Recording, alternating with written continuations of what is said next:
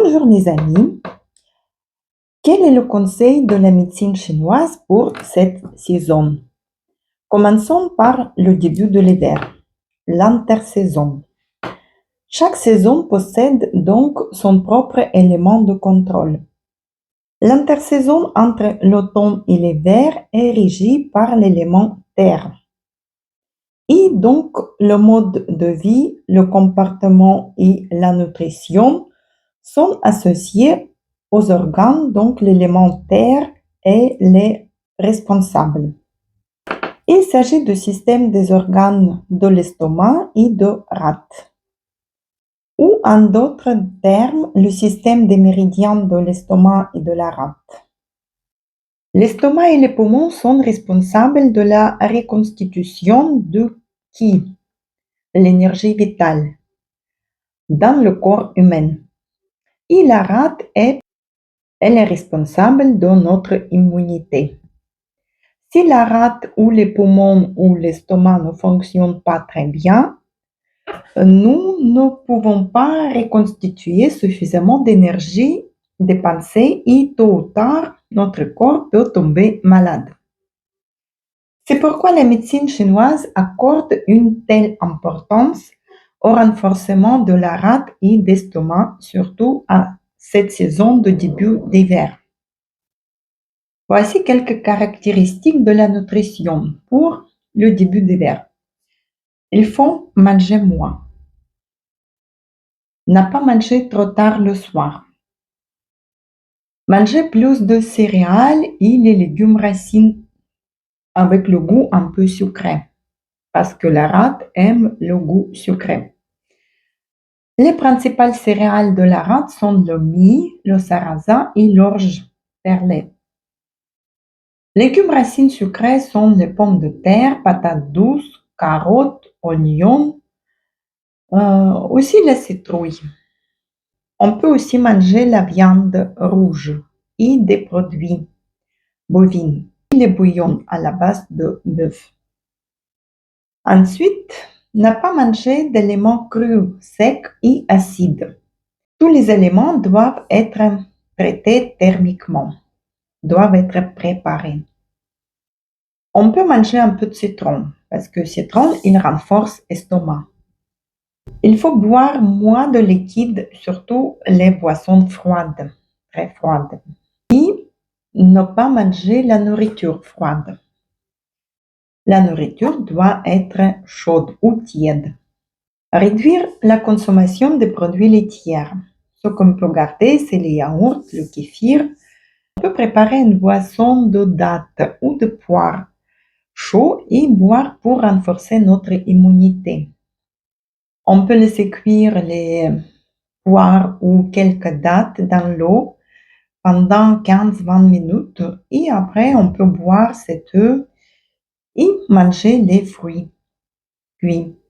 Puisque la rate adore les éléments sucrés, c'est une bonne idée d'ajouter un peu de sucre ou un peu de miel avec modération pour ces plats, à chaque repas.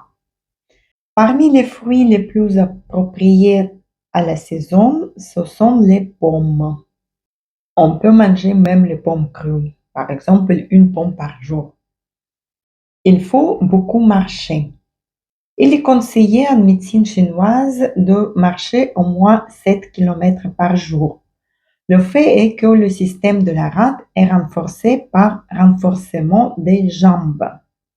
La rate aussi, elle aime beaucoup de musique.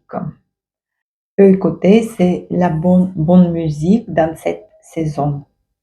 On peut faire le sport, mais avec la modération aussi, sans fatiguer notre corps et notre immunité. Parce que le stress, comme physique, comme mental, peut affaiblir aussi notre rate et notre estomac. Puis, on passe au début d'hiver, qui marque le passage à une énergie plus introvertie, incitant à la préservation et à l'entretien de son énergie vitale pour rester en harmonie avec les changements de saison. Un conseil clé de la médecine chinoise pour cette période est de soutenir les reins.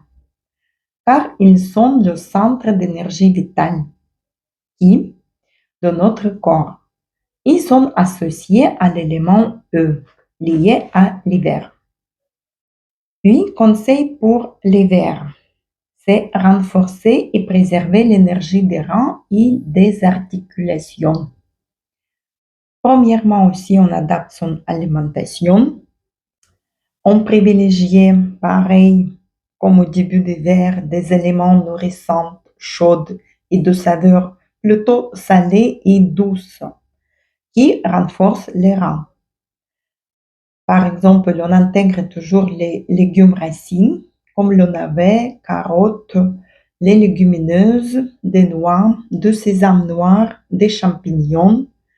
On peut rajouter les fruits de mer, les algues, puis les bouillons, en particulier les bouillons d'os, qui sont recommandés pour leur capacité à renforcer et réchauffer le corps. Puis, ce qui est conseillé, c'est prendre soin de sa chaleur intérieure. La santé réside dans l'harmonie. N'allez pas trop aux extrêmes, ne vous habillez pas trop chaudement, mais s'habillez-vous selon la météo, selon la saison. En hiver, il est essentiel de se protéger du froid pour éviter l'épuisement des reins. En médecine chinoise, cela signifiait couvrir particulièrement le bas de dos, zone des reins et les pieds, garder toujours au chaud, car ce sont des zones sensibles à la perte de chaleur. Et si le froid déjà pénétré dans votre corps, vous pouvez alors découper et coller les petits morceaux de plâtre chaud qu'on peut acheter à la pharmacie ou de mettre le crème qui chauffe aux pointes Ming-Meng, Shen-Shu au dos et Yun-Tsuan au milieu du pied. C'est les points de méridien des reins et vessie. Puis l'autre conseil, c'est dormir suffisamment et privilégier des activités calmes le soir pour ne pas puiser dans votre énergie vitale. Vous pouvez aussi réduire le stress et pratiquer des exercices doux. Ne négligez pas une activité physique modérée. La médecine chinoise recommande des exercices comme Qigong ou Tai Chi ou même yoga pour stimuler la circulation de qi sans épuiser l'énergie vitale. Puis la méditation et la respiration consciente, si vous les aimez bien sûr, sont également conseillés pour apaiser l'esprit et préserver votre calme intérieur. Voilà, ces conseils visent à préserver et nourrir l'énergie des reins, clé de la vitalité en médecine chinoise, et à traverser l'hiver avec santé et sérénité.